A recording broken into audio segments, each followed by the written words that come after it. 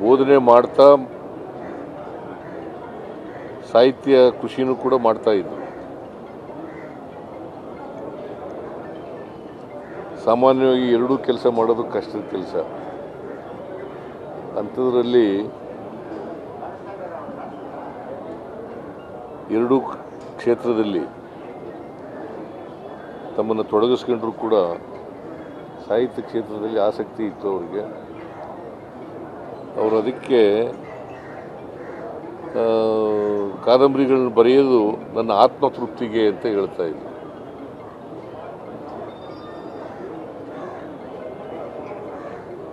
ಅವರ ಕಾದಂಬರಿಗಳು ಜಗತ್ಪ್ರಸಿದ್ಧವಾಗಿರ್ತಕ್ಕಂಥ ಕಾದಂಬರಿಗಳನ್ನು ತಯಾರು ಮಾಡಿದ್ದಾರೆ, ಬರೆದಿದ್ದಾರೆ.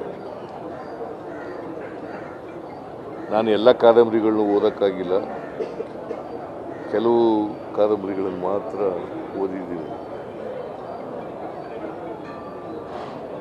ಅವರ ಬದುಕು ಇದೆಯಲ್ಲ,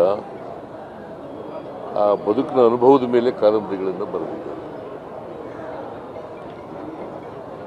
ಸೊ ಇವರು ನಮ್ಮನ್ನೆಲ್ಲ ಅಗಲಿದ್ದಾರೆ. ಅವರ ಧರ್ಮಪತ್ನಿ ಇನ್ನೂ ಕೂಡ ಬದುಕಿದ್ದಾರೆ, ಅವರ ಮಕ್ಕಳು ಕೂಡ ಇದ್ದಾರೆ. ಒಬ್ಬರು ಮೈಸೂರಿನಲ್ಲಿದ್ದಾರೆ, ಇನ್ನೊಬ್ಬರು ಲಂಡನ್ನಲ್ಲಿದ್ದಾರೆ.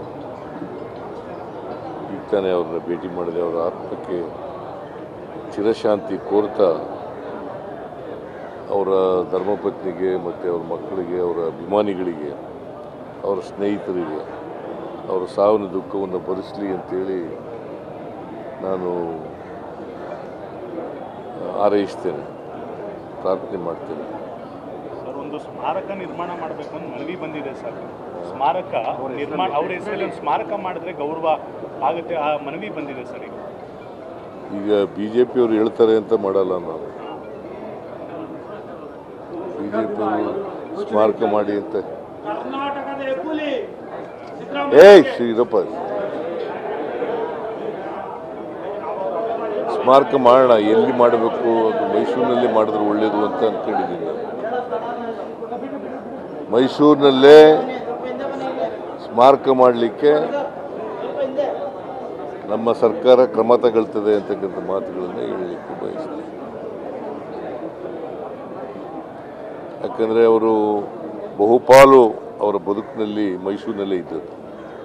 ಓದಿದ್ದಲ್ಲೇ, ಅವರ ಕರ್ಮಕ್ಷೇತ್ರ ಅಲ್ಲೇ, ಮತ್ತು ಅವರು ವಿದ್ಯಾರ್ಥಿಯಾಗಿದ್ದಾಗಲೇ ಪ್ರಾರಂಭ ಮಾಡಿದರು ಬರವಣಿಗೆಯನ್ನು. ಸೊ ಅವರು ಸಾವಿನಿಂದ ಭಾಳ ದುಃಖ ಆಗಿದೆ ಅಂತಕ್ಕಂಥ ಮಾತುಗಳನ್ನು ಹೇಳಲಿಕ್ಕೆ ಬಯಸ್ತೀನಿ. ಅವರ ಬರಹ ಮತ್ತು ಚಿಂತನೆಗಳಲ್ಲಿ ಸಾಕಷ್ಟು ವ್ಯತ್ಯಯಗಳಿದ್ವು, ನಿಮಗೂ ಅವರಿಗೂ ಕಂಪೇರ್ ಮಾಡಿದ್ದಾರೆ. ಆದರೂ ನೀವು ಅವ್ರ ಜೊತೆ ಸಾಕಷ್ಟು ಒಡನಾಟವನ್ನು ಇಟ್ಕೊಂಡಿದ್ದೀರಿ.